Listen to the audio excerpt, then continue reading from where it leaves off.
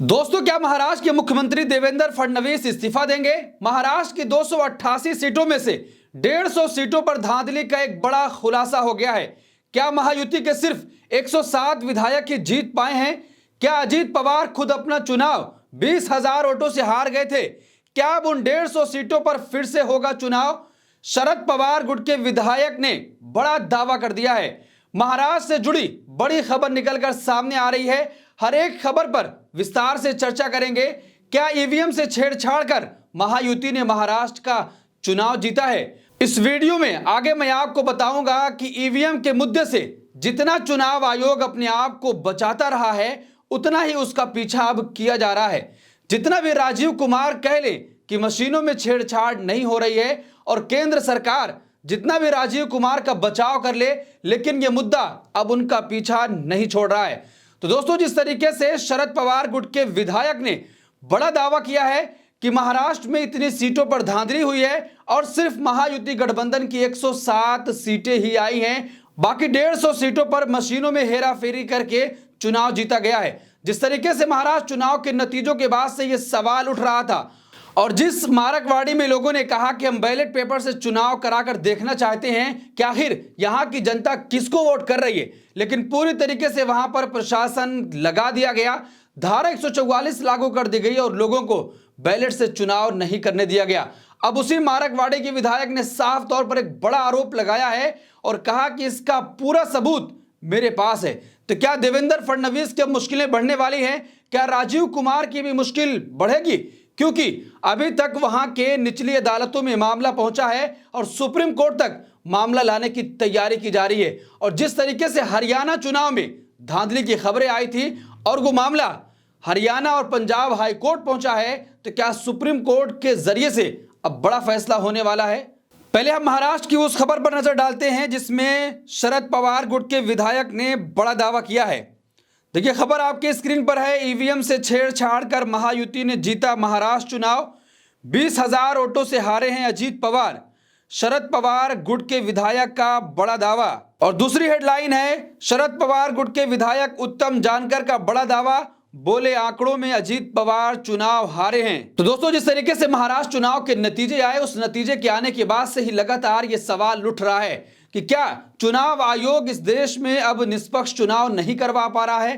क्या राजीव कुमार पर्दे के पीछे से कुछ और ही खेल कर रहे हैं? ऐसी तमाम बातें उस वक्त की जा रही थी, लेकिन अब शरद पवार गुट के विधायक ने बड़ा दावा कर दिया है और अजीत पवार की ही सीट पर यह कह दिया है कि अजीत पवार आंकड़ों में 20,000 वोटों से चुनाव हार गए हैं, लेकिन वहां पर गड़बड़ी करके उनको जिताया गया है। देखिए, शरद पवार गुट के विधायक उत्तम जानकर ने 3 बड़े दावे किए हैं।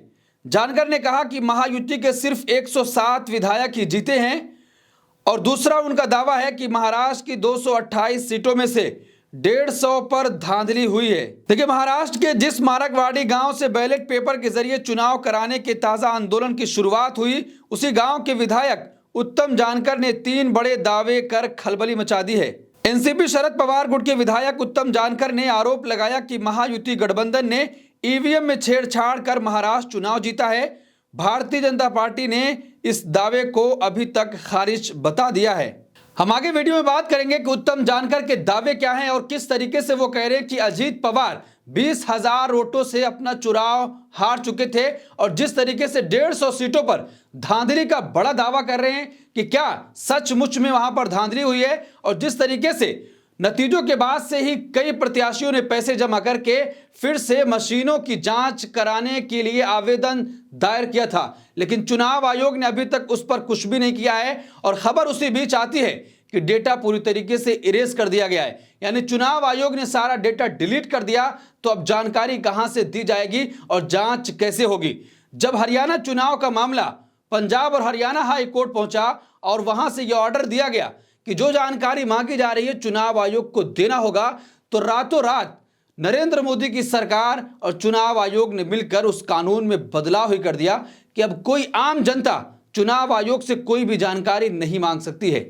आप अंदाजा लगाइए कि एक प्रधानमंत्री हुआ करते थे डॉक्टर मनमोहन सिंह, जिन्होंने आरटीआई के माध्यम से यह अधिकार लोगों को दिया कि अगर सरकार से कुछ भी आपको सवाल करना है, कोई भी आपको जवाब लेना है, तो आप मात्र 10 रुपए में वो जानकारी प्राप्त कर सकते हैं। लेकिन यहां कोर्ट के आदेश के बाद भी अब कानून में बदलाव कर दिया जा रहा है और उसके बाद चुनाव आयोग ये कहता है कि देश में निष्पक्ष चुनाव हो रहा है। तो आप अंदाजा लगाइए कि आखिर किस स्तर का खेल चल रहा है। और महाराष्ट्र में जिस तरीके से शरद पवार गुट के विधायक ने बड़ा दावा किया है कि 150 सीटों पर धांधली हुई है और अजीत पवार खुद अपना चुनाव हार गए थे। देखिए विधायक उत्तम जानकर के दावे क्या हैं। उनका पहला बड़ा दावा है कि बारामती जो पवार परिवार का मजबूत गढ़ माना जाता है, खास बात यह है कि उन्होंने रविवार को बारामती में जाकर ही ये दावे किए हैं। बारामती विधानसभा सीट पर इस बार मुकाबला अजीत पवार और उनके भतीजे योगेंद्र पवार के बीच था।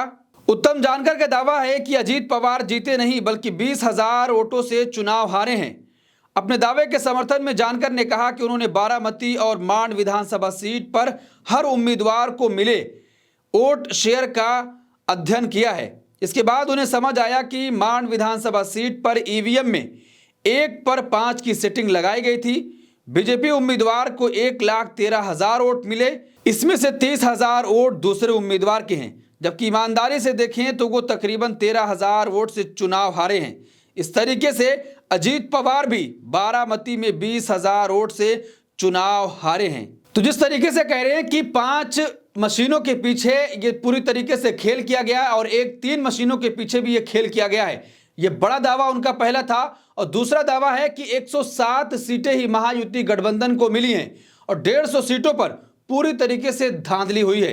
तो क्या दोस्तों, महाराष्ट्र चुनाव जो नतीजों के बाद से ही लगातार विवादों में घिरा और उसके बाद खुद चुनाव आयोग ने यह माना कि जो डेटा था वो डेटा डिलीट हो गया है, जो जानकारी मांगी जा रही थी वो जानकारी नहीं दी गई। तो क्या पूरी तरीके से अब देवेंद्र फडणवीस की मुश्किलें बढ़ने वाली हैं, क्योंकि वहां के कोर्ट में ये मामला पहुंचा है और सुप्रीम कोर्ट लाने की तैयारी की जा रही है। और कांग्रेस के राष्ट्रीय अध्यक्ष मल्लिकार्जुन खड़गे ने साफ तौर पर यह कह दिया था कि अब ईवीएम से नहीं बल्कि बैलेट पेपर से चुनाव चाहिए। इसके लिए हम पूरे देश भर में यात्रा भी निकालेंगे, लोगों को जागरूक करेंगे। उन्होंने एक बड़ी बात बोली थी कि इस देश के जो ओबीसी, एससी और एसटी के लोग हैं वो जो वोट कर रहे हैं उनका वोट पूरी तरीके से बर्बाद हो जा रहा है, उनके प्रत्याशियों तक उनका वोट नहीं पहुंच पा रहा है क्योंकि मशीनों में छेड़छाड़ की जा रही है। तो दोस्तों, जिस तरीके से शरद पवार गुट के विधायक ने बड़ा दावा किया है और 3 बड़ा दावा किया है, तो क्या अजीत पवार की भी मुश्किलें बढ़ेंगी? क्या चुनाव आयोग इन दावों को गंभीरता से लेगा और क्या इसका जवाब देगा या नहीं? क्योंकि जब चुनाव आयोग की निष्पक्षता पर सवाल उठता है तो चुनाव आयोग पूरी तरीके से खामोश हो जाता है। और जिस तरीके से दिल्ली चुनाव से पहले ऐसी तमाम खबरें सामने आ रही हैं और खुद अरविंद केजरीवाल भी दिल्ली चुनाव में भारतीय जनता पार्टी पर बड़ा आरोप लगा रहे हैं कि आवेदन दिया जा रहा है कि इन लोगों का वोट काट दिया जाए। और यह भी कहा जा रहा है कि जब 2 महीने पहले ही चुनाव आयोग घर घर जाकर तमाम लोगों के सबूत इकट्ठा कर चुका है कि किसका वोट कट गया था, किसको जोड़ना है और किसका काटना है, अब उसके बाद यह कार्रवाई क्यों की जा रही है? क्या पूरी तरीके से भारतीय जनता पार्टी के दबाव में चुनाव आयोग काम कर रहा है? क्योंकि लगातार अरविंद केजरीवाल यही दावा कर रहे हैं। देखिए, शरद पवार गुट के विधायक ने चुनाव आयोग को खुली चुनौती भी दे दी है। जानकर ने चुनाव आयोग को चुनौती दी है कि अगर चुनाव आयोग मेरी विधानसभा सीट पर दोबारा बैलेट पेपर से चुनाव कराने को तैयार हो जाए तो वे अपनी सीट से इस्तीफा देने को राजी हैं। उन्होंने कहा कि चुनाव में ये धांधली रुक सकती है अगर वीवीपैट मशीन से निकलने वाली पर्ची वोटर को दी जाए जो अपने हाथ से उसे बॉक्स में डाले। और आगे जो उनका एक बड़ा आरोप है कि 150 सीटों पर धांधली हुई है। जानकर ने दावा किया है कि विश्लेषण में 150 सीटों पर धांधली का पता चला है और कहा कि बाकी सीटों पर अभी जारी है। इसके बाद वो अपनी पार्टी के अध्यक्ष शरद पवार, लोकसभा में विपक्ष के नेता राहुल गांधी और चुनाव आयोग के पास जाएंगे और उनके संज्ञान में सारी चीजें लाएंगे।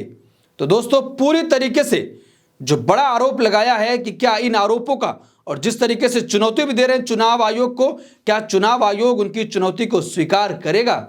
तो इस पूरे मामले पर आप क्या सोचते हैं? आपकी क्या राय है कि जिस तरीके से महाराष्ट्र चुनाव नतीजों के बाद से ही विवादों में रहा, अब बड़ा दावा शरद पवार गुट के विधायक ने कर दिया है और दिल्ली में जिस तरीके से अरविंद केजरीवाल हर दिन कोई ना कोई ट्वीट करके चुनाव आयोग से कहते हैं कि आप पूरी तरीके से नजर बनाए रखें क्योंकि भारतीय जनता पार्टी ऐसे तमाम खेल करने को तैयार है। तो दोस्तों, इस पूरे मामले पर आप क्या सोचते हैं? आपकी क्या राय? कमेंट बॉक्स अपनी राय जरूर दें और ऐसी तमाम खबरों के लिए देखते रहिए देश नीति। धन्यवाद।